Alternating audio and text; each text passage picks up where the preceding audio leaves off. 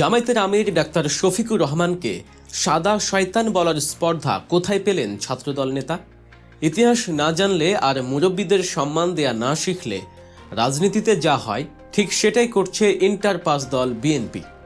আজকের এই ভিডিওতে আমরা প্রমাণ করব জামায়াত আমির এক চুল বাড়িয়েও বলেননি, বরং বিএনপি আজ তাদের দলের জন্মদাতা তুল্য একজন ব্যক্তিকে অস্বীকার করে নিজেদের দেউলিয়াত্ব প্রমাণ করছে। পুরো বক্তব্য না শুনেই যারা লাফাচ্ছে তাদের জন্য আজকের এই ইতিহাসের ক্লাস। কর্নেল অলি কি আসলে স্বাধীনতার প্রথম বিদ্রোহী ছিলেন, নাকি পুরোটাই রাজনৈতিক চাল? আর কেনই বা গুঞ্জন উঠছে আগামীতে জামায়াত সরকার গঠন করলে রাষ্ট্রপতি হতে যাচ্ছেন এই অলি আহমদ? রাজনীতিতে কি তবে বড় কোনো ভূমিকম্প হতে যাচ্ছে? বিস্তারিত জানতে ভিডিওটি শেষ পর্যন্ত দেখুন। জামায়াতে ইসলামীর আমির ডাক্তার শফিকুর রহমান একটি ঐতিহাসিক সত্য উচ্চারণ করেছেন। তিনি বলেছেন, ডক্টর কর্নেল অলি আহমেদ বীর বিক্রম হলেন স্বাধীনতার প্রথম বিদ্রোহী। তিনি চাইলেই ঘোষণা দিতে পারতেন, কিন্তু সিনিয়র হিসেবে জিয়াউর রহমানকে সম্মান দেখিয়ে তাকে দিয়ে ঘোষণা করিয়েছেন। এই বক্তব্যের পর ছাত্রদল নেতাদের গালিগালাজ শুরু। ছাত্রদল নেতা আবিদ জামায়াতের আমিরকে সাদা শয়তান বলার স্পর্ধা দেখিয়েছেন। কিন্তু আসল সত্যটা কি? জামায়াত আমির কি বলেছেন? জামায়াত আমির কি বলেছেন অলি আহমেদ ঘোষক? না, তিনি বলেছেন তিনি রিভল্ট করেছেন। রিভল্ট মানে হলো বিদ্রোহী, অথচ তারা এটি নিয়ে নোংরা রাজনীতি করা শুরু করেছে। আরে ভাই, রিভল্ট আর স্বাধীনতার ঘোষক এই দুইটার মধ্যে পার্থক্য আছে। তিনি বলেছেন প্রথম বিদ্রোহী, তিনি বলেননি যে স্বাধীনতার ঘোষক। অথচ মূলধারার গণমাধ্যমও বিষয়টিকে টুইস্ট করেছে। আসুন একটু গভীরে যাই। 1971 সালের 25শে মার্চ কালুরঘাটে কি হয়েছিল? ঘোষণার মাইক্রোফোন কার হাতে ছিল? আজ সেই ঘোষণার স্ক্রিপ্ট বা সিদ্ধান্ত কার সাথে আলাপ করে নেওয়া হয়েছিল? 1971 সালের 25শে মার্চ চট্টগ্রামে 8ম ইস্ট বেঙ্গল রেজিমেন্ট, সেখানে কর্মরত তরুণ অফিসার ক্যাপ্টেন অলি আহমেদ। তখন তিনি ক্যাপ্টেন ছিলেন। ঢাকায় ক্র্যাকডাউনের খবর আসার পর সবার আগে যিনি বিদ্রোহ করেছিলেন তিনি অলি আহমেদ। পাকিস্তানের বিরুদ্ধে অস্ত্র ধরার প্রথম সিদ্ধান্তটা তিনি নিয়েছিলেন ব্যারাকের ভেতরে। ইতিহাসের সাক্ষী অলি আহমেদ নিজেই। তিনি মেজর জিয়াকে তৎকালীন পরিস্থিতির ভয়াবহতা বোঝান। প্রস্তাব আসে কে ঘোষণা দেবে। অলি আহমেদ তখন তরুণ, রক্ত গরম। তিনি চাইলেই মাইক হাতে নিয়ে বলতে পারতেন আমি স্বাধীনতার ঘোষণা দিচ্ছি, কিন্তু তিনি তা করেননি। তিনি বিচক্ষণতার পরিচয় দিয়েছেন। তিনি মিলিটারি চেইন অফ কমান্ড এবং সিনিয়রিটির সম্মান বজায় রেখেছেন। তিনি বলেছেন, স্যার আপনি সিনিয়র, আপনি ঘোষণা দিলে মানুষ সেটা বেশি গ্রহণ করবে। এটা কি কর্নেল অলির উদারতা নয়? এটা কি ত্যাগের নজির নয়? জিয়াউর রহমান যে স্বাধীনতার ঘোষণা দিয়েছেন তার একমাত্র প্রত্যক্ষদর্শী ছিলেন এই বীর বিক্রম অলি আহমেদ। মুক্তিযুদ্ধের পুরোটা সময় জিয়াউর রহমান যেখানে, অলি আহমেদ সেখানে। তিনি ছিলেন জিয়ার ছায়াসঙ্গী। জিয়াউর রহমান তাকে কতটা বিশ্বাস করতেন? নিজের জীবনের চেয়েও বেশি বিশ্বাস করতেন অলি আহমেদকে। সেক্টর কমান্ডার জিয়ার প্রতিটি অপারেশনের প্ল্যানিংয়ে অলির ভূমিকা ছিল। তাই তো দেশ স্বাধীন হওয়ার পর তিনি বীর বিক্রম খেতাব পেলেন। যুদ্ধ শেষ, দেশ স্বাধীন হলো। জিয়াউর রহমান যখন প্রেসিডেন্ট হলেন তখন তার একান্ত ব্যক্তিগত সচিব কে ছিলেন? সেই অলি আহমেদ। শুধু পিএস নয়, তিনি ছিলেন জিয়ার ব্রেইন।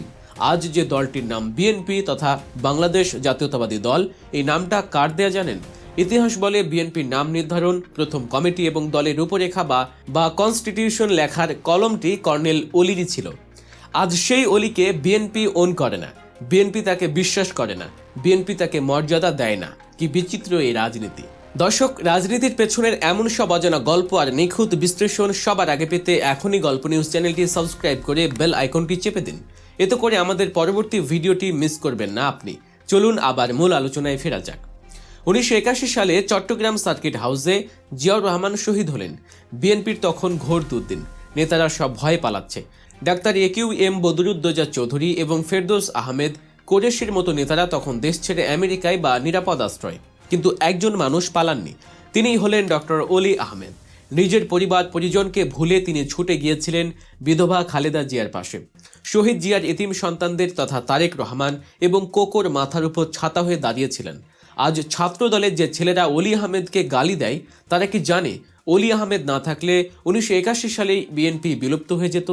তাদের নেতা তারেক রহমানের প্রধানমন্ত্রী হওয়ার স্বপ্নটাও দেখা হতো না। বেগম জিয়াকে রাজনীতিতে টিকিয়ে রাখার পেছনের মূল কারিগর ছিলেন এই অলি আহমেদ। আওয়ামী লীগ এবং বিএনপির মধ্যে একটা অদ্ভুত মিল আছে। মিলটা কি জানেন? উভয় দলই তাদের আসল ত্যাগী নেতাদের সহ্য করতে পারে না। আওয়ামী লীগ যেমন মুক্তিযুদ্ধের তাজউদ্দিন আহমেদের অবদানকে আড়াল করে কেবল শেখ মুজিবকে হাইলাইট করে, বিএনপিও ঠিক একই কাজ করছে কর্নেল অলির সাথে। তারা জিয়াউর রহমানকে হাইলাইট করতে গিয়ে অলির অবদানকে মুছে ফেলতে চায়। কারণ একটাই, অলি আহমেদ বেঁচে থাকলে বর্তমান নেতৃত্বের দুর্বলতাগুলো প্রকাশ পাবে। অলি আহমেদ সত্য কথা বলেন, তিনি জিয়ার আদর্শের কথা বলেন, যা বর্তমান বিএনপির সাথে মেলে না, যায় না। তাই তাকে দল থেকে ভাগিয়ে দেয়া হয়েছে। তাকে মাইনাস করে বিএনপি এখন হাইব্রিডের দখলে। বিএনপির ক্ষোভের আসল কারণ কি ইতিহাস নাকি বর্তমান রাজনীতি? অলি আহমেদের বড় দোষ হলো তিনি এখন জামায়াতের সাথে জোটে আছেন বা জামায়াতের পক্ষে কথা বলছেন। তিনি এলডিপি গঠন করেছেন, কিন্তু ফ্যাসিবাদের বিরুদ্ধে তিনি জামায়াতের সাথে কাঁধে কাঁধ মিলিয়েছেন। জামায়াত তাকে সম্মান দিচ্ছে যা বিএনপি দেয়নি। জামায়াত আমির যখন একজন বীর মুক্তিযোদ্ধাকে সম্মান জানিয়ে কথা বলেন, তখন বিএনপির উচিত ছিল ধন্যবাদ দেয়া, কারণ অলি আহমেদ তো দিন শেষে বিএনপির ইতিহাসেরই অংশ। কিন্তু ছাত্রদল নেতা সাদা শয়তান বলল। ডাকসুর পরাজিত ভিপি প্রার্থী আবিদুর রহমান ডাক্তার শফিকুর রহমানকে এই গালি দিলেন। তারেক রহমানের বিএনপি এখন আর জিয়ার বিএনপি নেই। এখানে অলি আহমেদদের মতো সিনিয়রদের জায়গা হয় না, এখানে জায়গা হয় তোষামোদকারীদের। অলি আহমেদকে অপমান করা মানে হলো বিএনপির ভিত্তিকেই অপমান করা। বিএনপি তাকে ওন করুক বা না করুক, বাংলাদেশের স্বাধীনতার ইতিহাস অলি আহমেদকে ছাড়া লেখা সম্ভব নয়। যাকে বাদ দিলে জিয়ার স্বাধীনতার ঘোষণা অসম্পূর্ণ হয়, তাকে আপনারা অস্বীকার করবেন কিভাবে? জামায়াত ইসলামী প্রমাণ করেছে তারা গুণীজনদের কদর করতে জানে। দলমত নির্বিশেষে তারা একজন বীর বিক্রমকে তার প্রাপ্য মর্যাদা দিয়েছে। আর বিএনপি, তারা নিজের ঘরের মানুষকে পর করে দিয়ে আজ এতিম। এবার আসি জামায়াত জোটে কর্নেল অলির অবদান নিয়ে। কর্নেল অলি আহমেদ, যিনি এই জোটের অন্যতম প্রধান স্তম্ভ। জামায়াতের সাথে সিট শেয়ারিংয়ে তিনি 7টি আসন পেয়েছিলেন, কিন্তু নির্বাচনের ঠিক আগ মুহূর্তে তিনি একটি আসন স্বেচ্ছায় ছেড়েছেন। কেন? আমিরের জামায়াতের একটি মাত্র অনুরোধে। আমির বলেছিলেন, ভাই ওই আসনটিতে দাঁড়িপাল্লার অবস্থান খুব ভালো, জোটের স্বার্থে ওটা আমাদের দিন। অলি আহমেদ এক মুহূর্ত ভাবেননি। তিনি বলেছেন, জোট বাঁচলে দেশ বাঁচবে, আসন বড় কথা নয়। বিএনপিতে যেখানে মনোনয়ন নিয়ে মারামারি হয়, টাকা লেনদেন হয়, সেখানে অলি আহমেদ প্রমাণ করলেন তিনি চাঁদাবাজি বা ক্ষমতার জন্য রাজনীতি করেন না। তিনি বিএনপির বর্তমান চাঁদাবাজি, খুন আর রাহাজানিতে অতিষ্ঠ হয়েই এই জোটে এসেছেন। তার এই ত্যাগ জোটের কর্মীদের মধ্যে এক নতুন স্পিরিট তৈরি করেছে। অলি আহমেদের এই রাজনৈতিক উদারতা প্রমাণ করে তিনি সত্যিকারের স্টেটসম্যান। গত 50 বছর ধরে আওয়ামী লীগ এবং বিএনপি জামায়াতকে মুক্তিযুদ্ধ বিরোধী বা রাজাকার বলে গালি দিত, কিন্তু এখন আর সেই গালি দেওয়ার সুযোগ নেই। কারণ জোটের মঞ্চে বসে আছেন খোদ বীর বিক্রম অলি আহমেদ, যিনি স্বাধীনতার প্রথম বিদ্রোহী, যিনি জিয়াউর রহমানকে দিয়ে স্বাধীনতার ঘোষণা পাঠ করিয়েছেন। তাকে কি রাজাকার বলা সম্ভব? এই জোটকে কি আর রাজাকার বলে গালি দেওয়া সম্ভব? বিএনপি এখন বেকায়দায়, তারা আর রাজাকার গালিটা দিতে পারছে না। দিলেই মানুষ হাসবে, তাই তারা নতুন বুলি ওড়াচ্ছে। জামায়াতকে তারা গুপ্ত বলছে। এটা তাদের রাজনৈতিক দেউলিয়াত্ব। যখন যুক্তিতে পারে না, তখন তারা ষড়যন্ত্র তত্ত্ব খোঁজে। এখন রাজনীতির অলিতে গলিতে সবচেয়ে বড় খবর শোনা যাচ্ছে, জামায়াত জোট ক্ষমতায় গেলে কর্নেল অলি আহমেদকে রাষ্ট্রপতি করা হতে পারে। কেন এই গুঞ্জন? কারণ জামায়াত চায় রাষ্ট্রের সর্বোচ্চ পদে এমন একজন ব্যক্তি থাকুক যিনি বিতর্কের ঊর্ধ্বে এবং যার মুক্তিযুদ্ধের ব্যাকগ্রাউন্ড আছে। অলি আহমেদ সেই ক্রাইটেরিয়ায় 100-তে 100। জামায়াত সরকার গঠন করলে আন্তর্জাতিক বিশ্বকে আশ্বস্ত করতে হবে। সেক্ষেত্রে অলি আহমেদের মতো একজন সিনিয়র, অভিজ্ঞ এবং বীর মুক্তিযোদ্ধাকে রাষ্ট্রপতি বানালে বিশ্বের কাছে বার্তা যাবে যে এই সরকার কোনো উগ্রবাদী সরকার নয়, এটি জামায়াতের একটি মাস্টার স্ট্রোক স্ট্র্যাটেজি হতে পারে। যদি তিনি রাষ্ট্রপতি নাও হন, জামায়াত তাকে রাষ্ট্রের কোনো না কোনো বড় দায়িত্বে বসাবেই। হতে পারে তিনি সংসদ নেতা বা জাতীয় নিরাপত্তা উপদেষ্টা বা এমন কোনো সুপার মিনিস্টার পদে থাকবেন যা সরকারের দিক নির্দেশনা দেবে। কারণ অলি আহমেদের অভিজ্ঞতা, বিশেষ করে তার সাবেক যোগাযোগ মন্ত্রী, জিআরপিএস হওয়ার যে যোগ্যতা, এটা দেশ গঠনে অপরিহার্য। জামায়াত অকৃতজ্ঞ দল নয়। অলি আহমেদ জীবনের শেষ সময়ে এসে যে ঝুঁকি নিয়েছেন, তার প্রতিদান জামায়াত দেবে। বিএনপির প্রতিষ্ঠাতা হয়েও তিনি ধানের শীষ ছেড়ে দাঁড়িপাল্লার সঙ্গ দিয়েছেন। এই ঋণ জামায়াত শোধ করবে তাকে রাষ্ট্রের অভিভাবক বানিয়ে। কর্নেল অলি আহমেদ এবং জামায়াতের এই কেমিস্ট্রি বাংলাদেশের রাজনীতিতে এক নতুন অধ্যায়। এটি মুক্তিযুদ্ধের চেতনা এবং ইসলামী মূল্যবোধের এক অপূর্ব সংমিশ্রণ। এখন এই অর্জনকে কাজে লাগানোর দায়িত্ব জনগণের।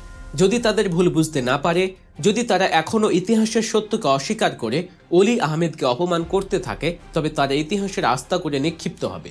আর জামায়াত, তারা প্রমাণ করছে তারা দেশ চালাতে প্রস্তুত, তারা সবাইকে নিয়ে চলতে প্রস্তুত। দর্শক, আপনি কি মনে করেন কর্নেল অলি আহমেদকে রাষ্ট্রপতি বানালে তা দেশের জন্য কতটা মঙ্গলজনক হবে? নাকি বিএনপির দাবি সঠিক যে তিনি ইতিহাস বিকৃত করছেন? আপনার সুচিন্তিত মতামত আমাদের কমেন্ট বক্সে জানান। আর ভিডিওটি ভালো লাগলে লাইক দিন, শেয়ার করুন। বাংলাদেশের রাজনীতির সব লেটেস্ট আপডেট এবং এমন সব বিশ্লেষণধর্মী ভিডিও পেতে গল্প নিউজ চ্যানেলটি সাবস্ক্রাইব করে আমাদের সাথেই থাকুন। দেখা হবে পরের ভিডিওতে। সে পর্যন্ত ভালো থাকুন, সুস্থ থাকুন। আল্লাহ হাফেজ।